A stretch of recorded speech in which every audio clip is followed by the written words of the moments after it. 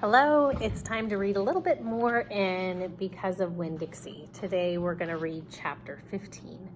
When we left chapter 14, we went into Gloria Dump's backyard and we saw her bottle tree, and she explained to Opal how she had made mistakes in her life, and that tree was there to remind her of her mistakes. And she also gave some really good advice to Opal about not judging other people on what they did in the past, but judging them on what they see now, which we know and are going to talk about is a central message, a theme in our book. Chapter 15. Join me on page 98 and follow along. The Herman W. Block Memorial Library's air conditioning unit didn't work very good, and there was only one fan. And from the minute me and Winn-Dixie got in the library, he hogged it all. He lay right in front of it and wagged his tail and let it blow his fur all around. Some of his fur was pretty loose and blew right off him like a dandelion puff. I worried about him hogging the fan, and I worried about the fan blowing him bald. But Miss Franny said not to worry about either thing, that Winn-Dixie could hog the fan if he wanted, and she had never in her life seen a dog made bald by a fan. Sometimes when Miss Franny was telling a story, she would have a fit.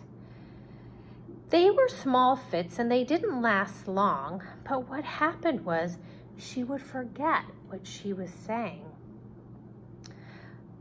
She would just stop and start to shake like a leaf. And when that happened, Winn-Dixie would get up from the fan and sit right at Miss Franny Block's side. He would sit up tall, protecting her, with his ears standing up straight on his head like soldiers. And when Miss Franny stopped shaking and talking again, Winn-Dixie would lick her hand and lie back down in front of the fan. Whenever Miss Franny had one of her fits, it reminded me of Winn-Dixie in a thunderstorm.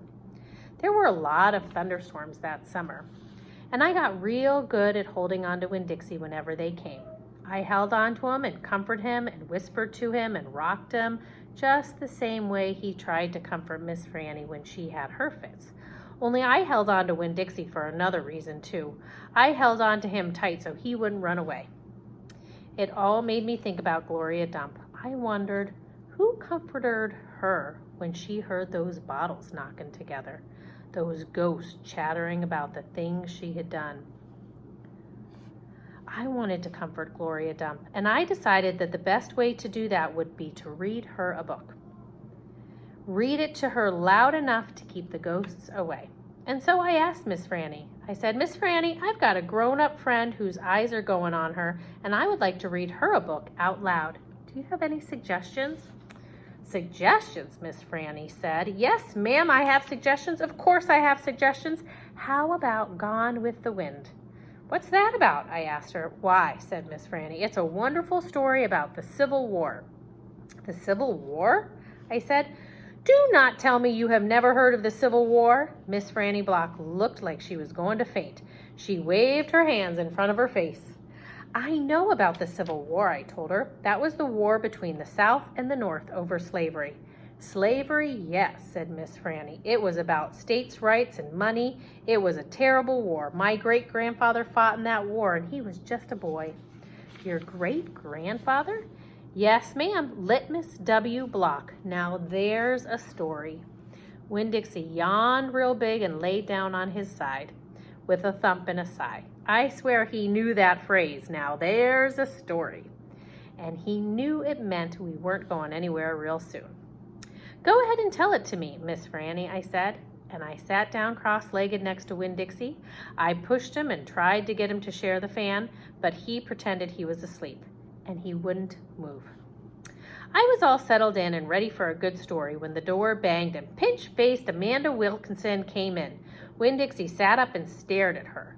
He tried out a smile on her, but she did not smile back, and so he lay down again.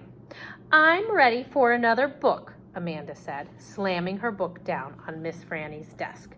Well, said Miss Franny, maybe you wouldn't mind waiting. I am telling India Opal a story about my great-grandfather. You, of course, are more than welcome to listen. It will be just 1 minute. Amanda sighed, a real big, dramatic sigh, and stared past me. She pretended like she wasn't interested, but she was, I could tell. Come sit over here, said Miss Franny. I'll stand, thank you, said Amanda. Suit yourself, Miss Franny shrugged. Now, where was I? Oh, yes, Litmus. Litmus W. Block. Moving on to chapter 16 next, we'll hear the story of Litmus W. Block.